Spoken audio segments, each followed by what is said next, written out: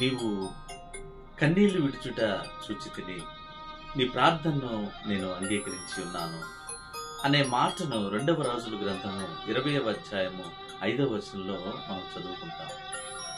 నాలో ఉన్న బలహీనతను బట్టి, మనలో ఉన్న రోగమును బట్టి నువ్వు ప్రభు దగ్గర పడుతున్న పశ్చాత్తాపం, నువ్వు చేస్తున్న కన్నీటి ప్రార్థన ప్రభువు విని ఉన్నాడు. అంటే నువ్వు పడుతున్న బాధ, చెందుతున్న వ్యధలు, నువ్వు అనుభవిస్తున్న పశ్చాత్తాపం, నువ్వు అనుభవిస్తున్న శరీర రుగ్మతలు ప్రభువు చూస్తున్నాడు, ప్రభువు వింటున్నాడు. నేను నీ కన్నీళ్లను చూచి నీ ప్రార్థన విని నేను బాగు చేస్తాను అని అంటున్నాడు. ఆయనే నీకు ధైర్యాన్ని ఇస్తుంటే నువ్వెందుకు కృంగిపోతున్నావు?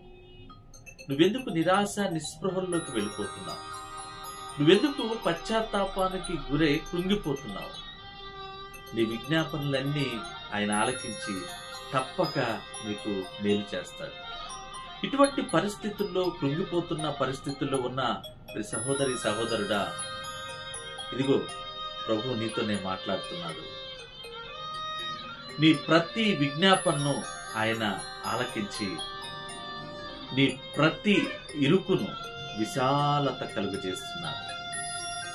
నీ ప్రతి ఇరుకులో ఆయన విశాలతను నింపి, సమాధానం నింపి, గొప్ప రక్షణ భాగ్యమును నీకు ఇవ్వబోతున్నాడు. నీ ప్రతికూల పరిస్థితిని ఆయన నీకు అనుకూల పరిస్థితిగా మార్చబోతున్నాడు. అట్టి ప్రభువు కృప, స్వస్థత అనుదినము అనుభవించే ఒక గొప్ప కృపా శక్తిని మనలో కార్యసిద్ధిని కలుగజేయునుగాక. అటు రీతిగా మనందరినీ సిద్ధపరచునుగాక. ప్రభు అయిన యేసుక్రీస్తు వారి నుండి కృపా సమాధానములు మీకు కలుగునుగాక.